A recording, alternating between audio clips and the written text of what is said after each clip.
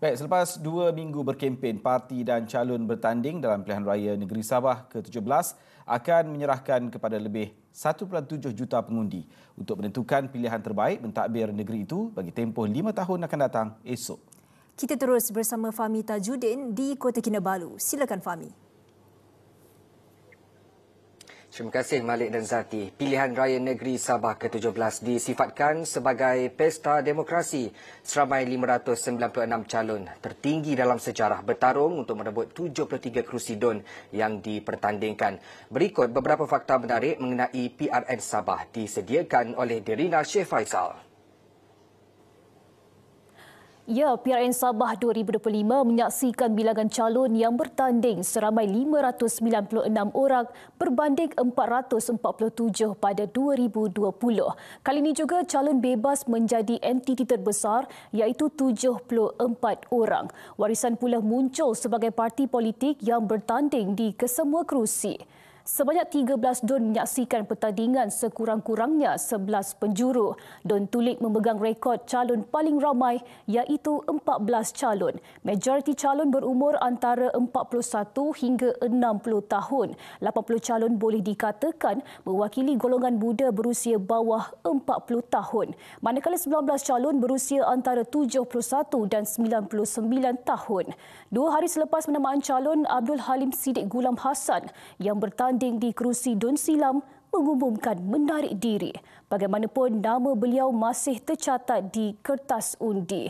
8 kerusi yang panas menjadi tumpuan adalah di Pintasan, Balung, Kundasang, Sindumin, Tanjung Aru, Bonggawan, Kadamayan dan Melalap. Lebih 1.7 juta rakyat Sabah layak mengundi pada PRN kali ini. 17,615 pengundi terdiri daripada anggota tentera, polis serta pasangan mereka pengundi awal Selasa lalu.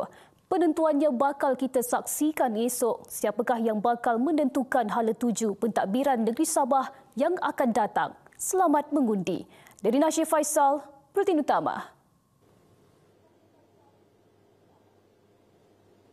Tentunya sentimen rakyat di Sabah sepanjang tempoh berkempen menzahirkan keperluan sebuah kerajaan yang stabil. Laporannya bersama Safwan Sawi.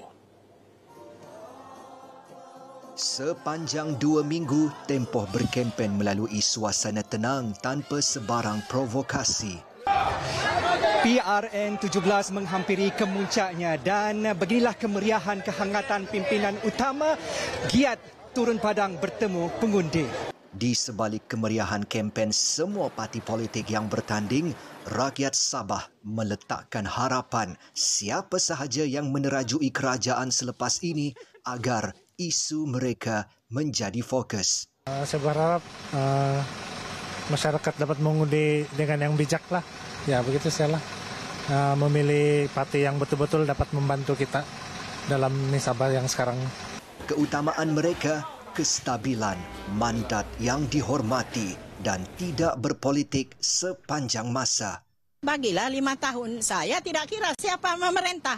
Asal dia dapat mandat rakyat, itu artinya dia berkaliber. Harapan saya ya untuk kerajaan yang terbentuk nanti bakal terbentuk di pilihan raya Sabah ini, di mana saya mengharapkan kerajaan itu mampu untuk memberi kerjasama yang erat lah dengan pemimpin. Dalam pada itu, lebih 1/2 juta pengundi yang pertama kali menunaikan tanggungjawab esok dijangka menjadi blok penentu yang sekaligus mencorakkan keputusan yang sukar diramal.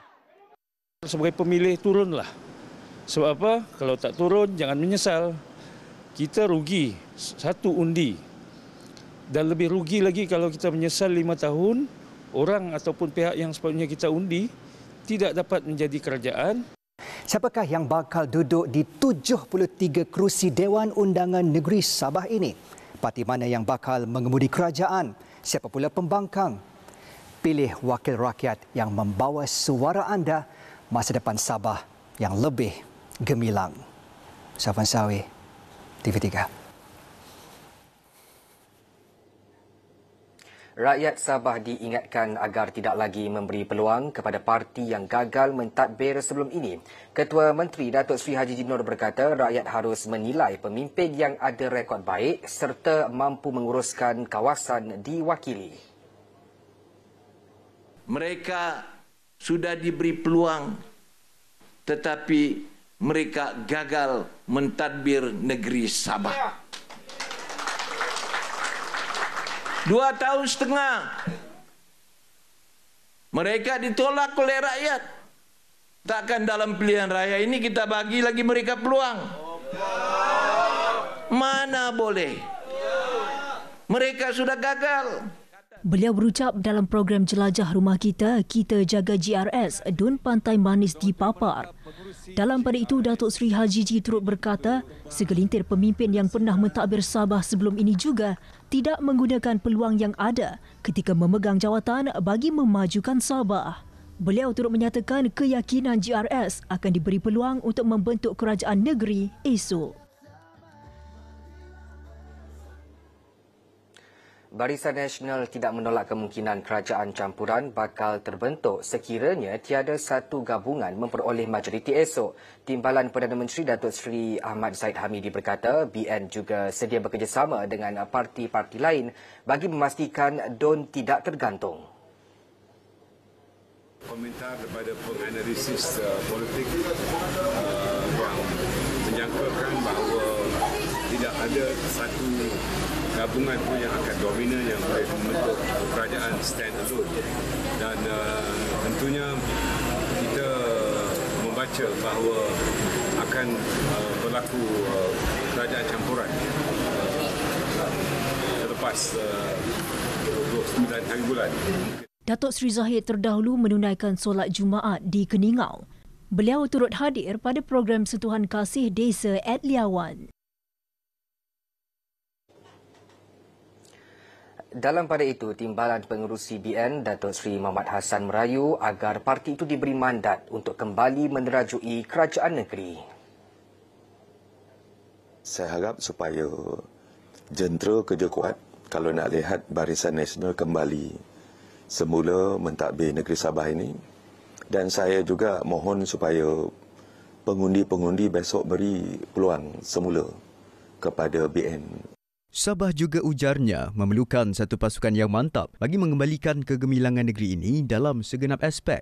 Pengundi atas pagar di Sabah ini jumlahnya amat besar. Amat besar. Dan pengundi atas pagar inilah yang akan menentukan menang kalah satu tempat calon-calon.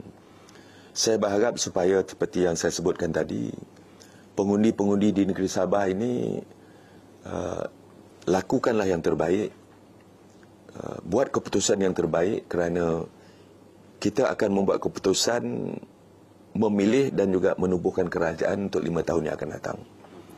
Bagi peluang kepada parti yang mempunyai track record yang baik. Pengundi di Sabah perlu memilih pemimpin tempatan yang berpendirian tetap, bukan figura politik yang sering melompat parti. Naib Presiden UMNO Datuk Seri Johari Abdul Ghani berkata BN mahu melahirkan pemimpin tempatan yang konsisten dan paling penting setia dengan perjuangan.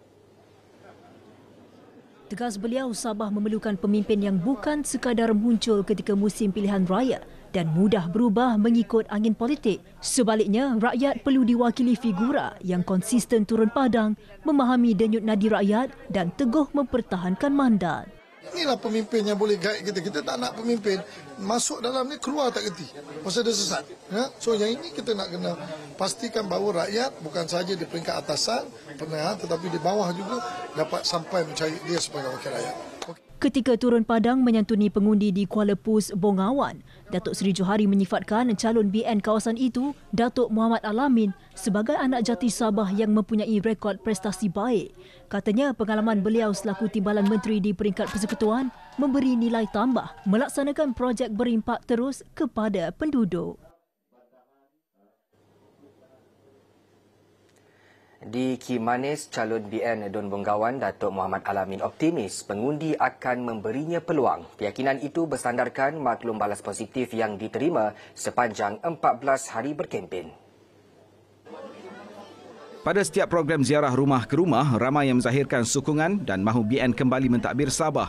Ujar Datuk Muhammad, rekod prestasinya sebagai ahli Parlimen Kimanis sejak 2020 menjadi faktor pengundi menuntut kesinambungan di peringkat DUN.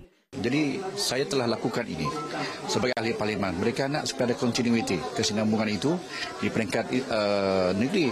Itu sebabnya mereka amat yakin dan amat berpuas hati dengan prestasi yang saya capai setakat ini dan mereka telah berkata mereka akan pilih Barisan Nasional. Beliau mengakui persaingan di Bongawan sengit namun menyifatkan prestasi kerjanya sebagai kekuatan.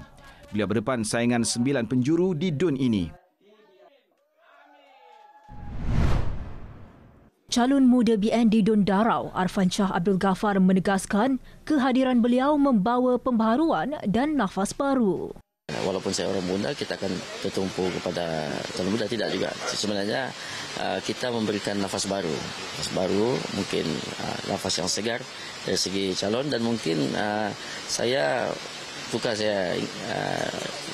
ingatkan bahawa saya ini akan datang sebagai calon yang akan betul-betul dekat dengan rakyat. Sementara itu, seorang lagi calon muda BN di Dun Sulaman, Dr. Shannon Rizal Tajuddin, yakin BN mampu menawan kerusi itu selepas melihat sokongan akar umbi yang positif. Fokus kita adalah kepada ekonomi dan juga sosial belia, terutamanya orang muda. Bagi saya, di Sulaman ini, golongan muda belia bawah 40 adalah golongan yang banyak terbeban. Calon BN Dun Sebateh Aslan Fadli Samsul Alang turut optimis sokongan berpihak kepadanya. Katanya maklum balas yang diterima menunjukkan penduduk mahu BN kembali berkhidmat. Penerimaan itu terhadap Barisan Nasional terlalu kuatlah. Sebab apa, mereka merindukan parti yang banyak membantu kepada penduduk masyarakat yang selama ini membela nasib mereka. Antara yang sering menjadi rungutan penduduk ialah isu jalan raya, bekalan air dan elektrik. Jika diberi mandat, usaha lain akan diperjuangkan termasuk jaringan internet selain memperkasa TVET dan pendidikan di Sebateh.